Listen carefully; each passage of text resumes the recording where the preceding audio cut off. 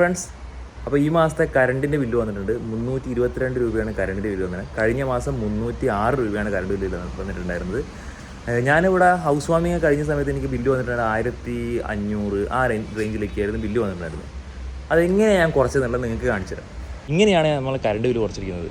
അതായത് 1 kW total 1 kW പിന്നെ solar പാനലാണ് ഞാൻ വീട്ടിൽ വെച്ചിരിക്കുന്നത്. അതുപോലെ തന്നെ ഒരു സോളാർ ഇൻവേർട്ടറും വീട്ടിൽ വെച്ചിട്ടുണ്ട്. അത് ഉപയോഗിച്ചിട്ട് എൻ്റെ ബാറ്ററി ഫുൾ ടൈം ചാർജ് ആയിക്കൊണ്ടിരിക്കുന്നു രാവിലത്തെ വെയിലുള്ള സമയത്ത്. അതുകൊണ്ട് തന്നെ നല്ല കറണ്ട് ബില്ല് കുറവാണ്. പിന്നെ ഞാൻ വീട്ടിൽ ഒരു സോളാർ വാട്ടർ ഹീറ്റർ വെച്ചിട്ടുണ്ട്. ഇത് ഞാൻ വെക്കാൻ കാരണം എന്ന് വെച്ച് കഴിഞ്ഞാൽ ഞാൻ ഓൾറെഡി കണക്ഷൻ ഫുള്ള് കൊടുത്തിട്ടുണ്ട്. അത് കൂടാതെ തന്നെ എന്ന് വെച്ച് കഴിഞ്ഞാൽ നോർമൽ ഒരു വാട്ടർ ഹീറ്റർ വാങ്ങണമെങ്കിൽ ഏകദേശം 9500 രൂപ വേണം ഞാൻ അന്ന് അന്വേഷിച്ചപ്പോൾ ഈ കപ്പാസിറ്റി ഉള്ളത്. അപ്പോൾ ഇതെനിക്ക് അത്ര റേറ്റ് ആയിട്ടില്ല. 21000 രൂപയാണ് എനിക്ക് വാട്ടർ ഹീറ്ററിന് വന്നിട്ടുണ്ടായിരുന്നു അന്നത്തെ റേറ്റ്. ഇപ്പോഴത്തെ എനിക്ക് അറിയില്ല കേട്ടോ. അപ്പോൾ അതുകൊണ്ട് തന്നെ നല്ല കൺസപ്ഷൻ കുറവാണ്. ഇതൊന്നും എൻ്റെ ഐഡിയ അല്ല, എൻ്റെ ഫാദറിൻ്റെ ഐഡിയ ആണ്. പുള്ളിക്കാണ് ഫുൾ ക്രെഡിറ്റ്. ഇത് കാര്യം ഫുൾ അന്വേഷിക്കും. നല്ല റേറ്റ് കുറഞ്ഞ രീതിയിൽ പുള്ളിയാണ് എനിക്ക് അസംബിൾ ചെയ്തത്. അതിൻ്റെ ക്രെഡിറ്റ് ഒന്നും എനിക്കല്ല കേട്ടോ.